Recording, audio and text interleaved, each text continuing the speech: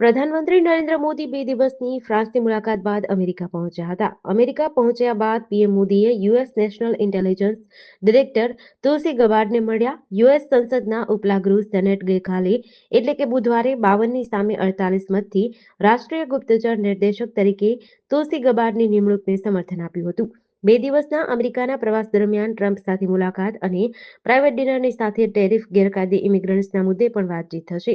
આ ઉપરાંત તેઓ ઘણા ઉદ્યોગપતિઓ અને ભારતીય સમુદાયના લોકોને મળશે. મીડિયા રિપોર્ટ્સ અનુસાર મોદીનું પ્રતિનિધિમંડળ કુલ 6 બેઠકમાં હાજરી આપશે. મોદીની છેલ્લી મુલાકાત ગુરુવારે સાંજે 4 વાગ્યે થશે. આ પછી મોદી અમેરિકી રાષ્ટ્રપતિ સાથે ભોજન કરશે. મોદી અને ટ્રમ્પ વ્હાઇટ હાઉસ ખાતે મીડિયા સાથે પણ વાતચીત કરી શકે છે. મોદીની અમેરિકા મુલાકાત એવા સમયે થઈ રહી છે જ્યારે શહેરમાં બરફવર્ષા અને કરા પડવાના કારણે ઠંડીનો પ્રકોપ વધી રહ્યો છે. તેઓ પ્રેસિડેન્ટ ગેસ્ટ હાઉસ એટલે કે વૈભવી બ્લેર હાઉસમાં રહેશે. વલસાડ અને વાપીમાં આવકવેરા વિભાગે મોટી કાર્યવાહી કરતા અગ્રણી બિલ્ડરો, જમીન વિકાસકર્તાઓ, વકીલો અને આર્કિટેક્ટ્સના ઘર અને ઓફિસમાં એક સાથે દરોડા પાડ્યા છે. વાપી તપાસ ટીમના વડા આરપી મીણાના નેતૃત્વમાં 16 ટીમો દ્વારા આ કાર્યવાહી હાથ ધરવામાં આવી છે. તપાસ હેઠળના લોકોમાં વલસાડના જાણીતા બિલ્ડર બિપિન પટેલ, દીપેશ અને હિતેશ ભાનુશાલી તથા તેમના ભાગીદાર જગદીશ સેઠિયા, ધરમપુર ચોકડીના બિલ્ડર રાકેશ જૈન, પ્રખ્યાત વકીલ વિપુલ કાપડિયા, જમીન વિકાસકર્તા દીપસિંહ સોલંકી અને વાપીના આર્કિટેક્ટ મનીષ શાહનો સમાવેશ થાય છે. આવકવેરા વિભાગની ટીમોએ આ તમામ વ્યક્તિઓના નિવાસસ્થાન અને ઓફિસમાં તપાસ શરૂ કરી છે. ટીમો દ્વારા તેમના વ્યાવસાયિક રેકોર્ડ, ખાતાના ચોપડા અને અન્ય દસ્તાવેજોની તપાસ કરવામાં આવી રહી છે. ગુજરાત સરકાર દ્વારા અનુસૂચિત જાતિના વિદ્યાર્થીઓ માટેની પોસ્ટ મેટ્રિક શિષ્યવૃત્તિ બંધ કરવાના નિર્ણય અને લો કોલેજોમાં પ્રવેશ પ્રક્રિયા પુનઃ ચાલુ કરવાની માંગ સાથે રાજ્યભરમાં વિરોધ થઈ રહ્યા છે. રાજકોટ, સુરત, વડોદરા સહિત અનેક જગ્યાએ એબીવીપી દ્વારા એસસી-એસટીના વિદ્યાર્થીઓને સ્કોલરશીપ ન મળતા વિરોધ નોંધાવ્યો છે. ભાજપની વિદ્યાર્થી પાંખ દ્વારા રોડ રસ્તા ચક્કાજામ કરી, પૂતળું બાળી સૂત્રોચ્ચાર કરી સરકારનો વિરોધ નોંધાવ્યો છે. પોલીસે ઘટના સ્થળે પહોંચી કાર્યકર્તાઓને વિરોધ નોંધાવતા અટકાવવા પોલીસ અને કાર્યકર્તાઓ વચ્ચે ઘર્ષણ થયું હતું. થોડા સમય પહેલા કેન્દ્ર સરકાર દ્વારા પરિપત્રમાં કરવામાં આવેલો કે પોસ્ટ મેટ્રિક શિષ્યવૃત્તિ યોજનામાં જે ઉમેદવાર મેનેજમેન્ટ કોટામાં પ્રવેશ મેળવશે તેમને શિષ્યવૃત્તિ મળવાપાત્ર નહીં રહી. આ નિર્ણયને કારણે આદિજાતિ સમાજના 50,000 કરતાં પણ વધુ વિદ્યાર્થીઓ શિષ્યવૃત્તિથી વંચિત છે. ભારતીય સેનાએ કહ્યું કે નિયંત્રણ રેખા એટલે કે એલઓસી પર યુદ્ધ વિરામ લાગુ છે. બંને સેનાઓ ભારત અને પાકિસ્તાન પરસ્પર સમજણ જાળવી રહી છે. હાલ એલઓસી પર કોઈ ગોળીબાર નથી થયો, કોઈ નાની ઘટના પણ નથી.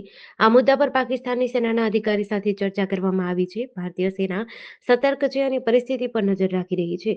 અગાઉ સમાચાર હતા કે બુધવારે મોડી રાત્રે જમ્મુ કાશ્મીરના પૂંછ જિલ્લામાં નિયંત્રણ રેખા પર પાકિસ્તાની સૈનિકોએ યુદ્ધ વિરામનો ભંગ કર્યો હતો. ભારતીય સરહદ પર પાકિસ્તાન તરફથી ગોળીબાર કરવામાં આવ્યો હતો, જોકે કોઈ નુકસાન થયું નથી.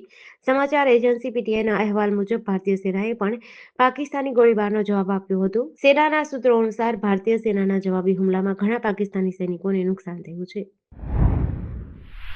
અમદાવાદ ક્રાઇમ બ્રાન્ચે 15 જેટલા બાંગ્લાદેશીઓને તેમના વતન મોકલ્યા છે અને 3 મહિનામાં વધુ બાંગ્લાદેશીઓને ડિપોર્ટ કરવામાં આવશે. આખું ઓપરેશન કરવા પાછળ અમદાવાદ ક્રાઇમ બ્રાન્ચ દ્વારા ટેકનોલોજીનો ઉપયોગ કરાયો હતો. ક્રાઇમ બ્રાન્ચ દ્વારા સેટેલાઇટ મેપથી ચંડોળા તળવા આસપાસ કેટલા સમયથી બાંગ્લાદેશીઓ દ્વારા દબાણ કરવામાં આવ્યું છે તે શોધવામાં આવ્યું હતું, જેમાં એક અંદાજે 1.4 લાખ સ્ક્વેર મીટર જગ્યામાં દબાણ ઊભું કરાયું હોવાના પુરાવા હતા.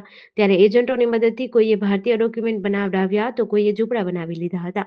વર્ષ 2010 થી 2024 સુધીના સમયગાળામાં આ જગ્યા પર દબાણ થયું છે અને આ પહેલા પણ આનાથી વધારે પણ દબાણ થયું હોવાનું પણ ક્રાઇમ બ્રાન્ચની તપાસમાં સામે આવ્યું છે. અમદાવાદ ક્રાઇમ બ્રાન્ચે 52 જેટલા બાંગ્લાદેશીઓને શોધીને તેમના બાંગ્લાદેશી હોવાના પુરાવા ભેગા કર્યા, જેમાંથી 15 લોકોને ડિપોર્ટ કરવામાં આવ્યા છે. સુરત રેલવે સ્ટેશન પર વૃદ્ધ ચાલુ ટ્રેનમાં ચડવા જતા પગ લપસી ગયો હતો, જેથી ટ્રેન અને પ્લેટફોર્મની વચ્ચે વૃદ્ધ ફસાઈ ગયા હતા. સમય સૂચકતા દાખવી જીઆરપી જવાન ગુલાબસિંહે વૃદ્ધને ચાલુ ટ્રેન વચ્ચેથી ખેંચી બહાર કાઢી બચાવ્યા હતા. આ ઘટનાના સીસીટીવી સામે આવ્યા છે. Surat railway station platform number 1 પર રાત્રે 10:30 વાગ્યાના આસપાસ ઇન્દોર એક્સપ્રેસ આવતી હતી. તે દરમિયાન એક વૃદ્ધ ચાલતી ટ્રેનમાં ચડવાનો પ્રયાસ કરી રહ્યા હતા. ચાલુ ટ્રેનમાં ચડવા જતા વૃદ્ધનો પગ લપસી ગયો, તેથી તેઓ ટ્રેન અને પ્લેટફોર્મ વચ્ચે ફસાઈ ગયા હતા. વૃદ્ધે ટ્રેનનું હેન્ડલ પકડી રાખ્યું હોવાથી તેઓ ટ્રેનની સાથે ખેંચાતા રહ્યા હતા. દરમિયાન સુરત રેલવે સ્ટેશન ખાતે ફરજ બજાવી રહેલા જવાનની નજર પડતા તાત્કાલિક વૃદ્ધને બચાવ્યા હતા. ગીર સોમનાથ જિલ્લામાં ઓર્ગેનિક ગોળના નામે ચાલી રહેલા મોટા કૌભાંડનો પર્દાફાશ થયો છે. એસઓજીએ 5 અલગ-અલગ સ્થળોએ દરોડા પાડીને આશરે 1.15 લાખની કિંમતનો કેમિકલ અને એસિડનો જથ્થો જપ્ત કર્યો છે. જિલ્લા પોલીસ વડા મનમોહનસિંહ જાડેજાના માર્ગદર્શન હેઠળ એસઓજીની ટીમે સુરવા, માધુપુર અને ખાંભાના 3 ગુળના રબડા તેમજ તાલાલામાં 2 ગોડાઉન પર છાપા માર્યા હતા. સુરવા ગામના શ્રીજી ફાર્મ પરથી 50 કિલો સોડિયમ હાઇડ્રોસલ્ફાઇડ, 50 કિલો સેફોલાઇટ અને 280 લીટર ઔદ્યોગિક એસિડ મળ્યા હતા.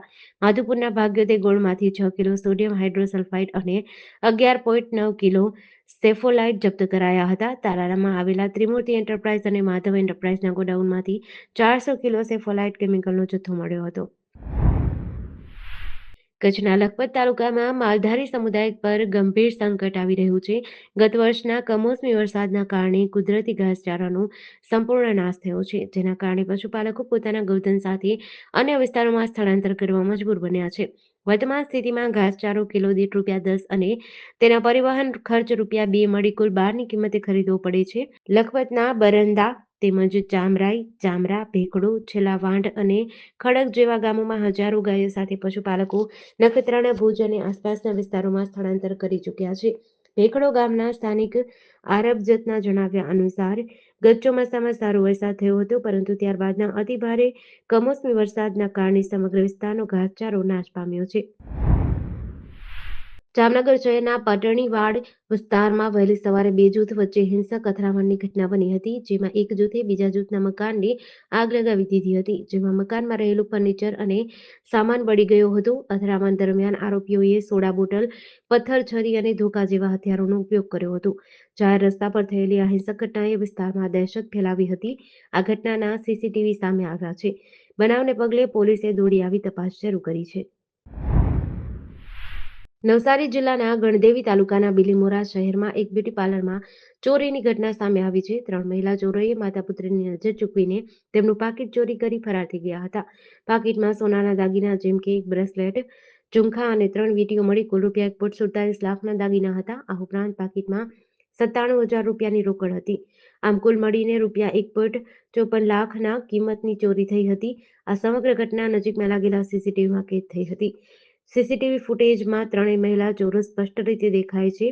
તેમજ પીડિત પરિવારે બિલીમોરા પોલીસ સ્ટેશનમાં ફરિયાદ નોંધાવી છે. પોલીસે સીસીટીવીના આધારે તપાસ શરૂ કરી છે.